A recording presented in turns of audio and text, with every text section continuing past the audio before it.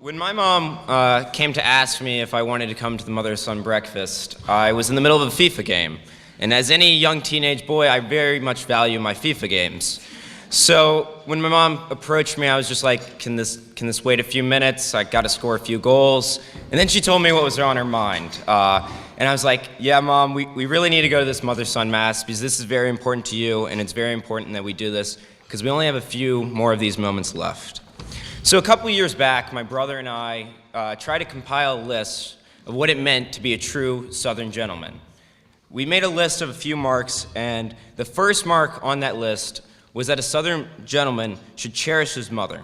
She brought him into this world, and no other person will ever love him more than she does. He should show his appreciation for her each and every day.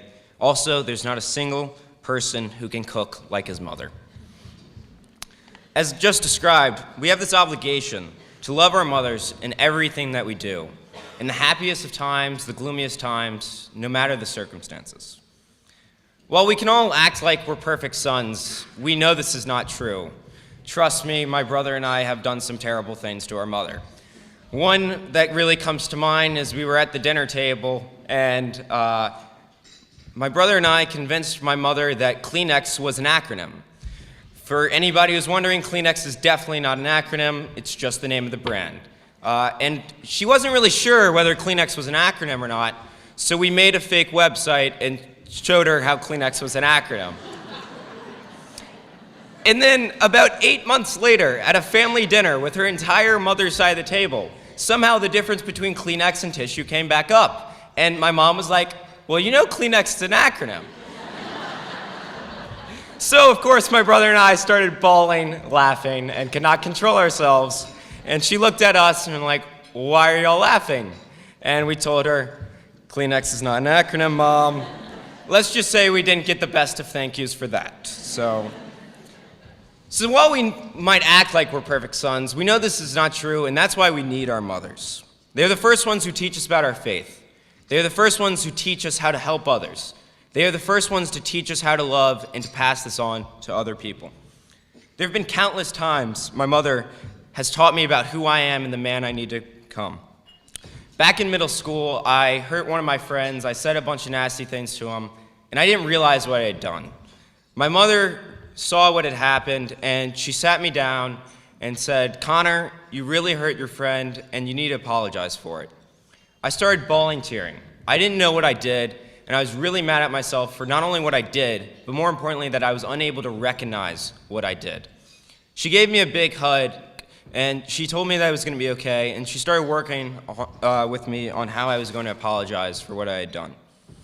If it were not for her, I would have lost one of my best friends and my lifelong best friend. In this moment, my mom showed two parts of her unconditional love, her comfort and her instruction. If it were not for my mom helping me in this moment, in the worst of times, and teaching me to be a better person, I would be nowhere near the man I am today. Another more recent moment is when my mother took an interest in my future.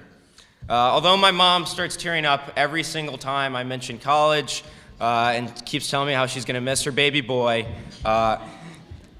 she wanted to take me on my first college visit. And we decided that we were going to go up to the University of Georgia after Mardi Gras finished. Not gonna lie, going into it, I was kind of nervous. It was gonna be 3 days straight with my mother, and I hadn't done that in a while. And we all know teenage boys and mothers are really bad at communicating. But these concerns were really quickly squashed. As soon as the car ride started, my mom just started asking me about Sodality. Sodality is an organization I've been a part of my entire time at Jesuit. I've put so much time into it. And then as this conversation developed, she started asking more questions about the faith and just current social issues. My mom didn't do this because she actually was really, really invested in about all the ins and outs of Sodality. She did this because she cared about what I cared. She cared about what I was invested in. She asked me because a loving mother cares for her. That conversation might have been the most philosophical, deepest moment I've had with my mom, and it really changed how I looked upon my own mom and motherhood in general.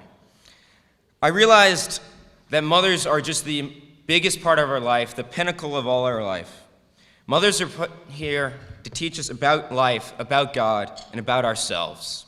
They're put here to love us, to make sure we can pass this love to everybody that we see. They are put here to guide us on our way to praise, reverence, and serve our Lord.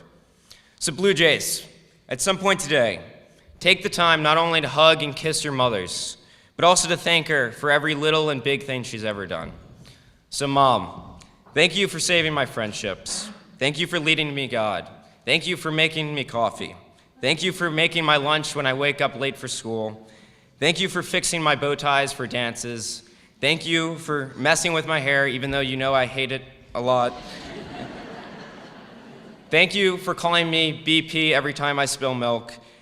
Thank you for traveling across the state to all my soccer games. And thank you for the mother you've been, and thank you for everything you've done. I love you. Thank you.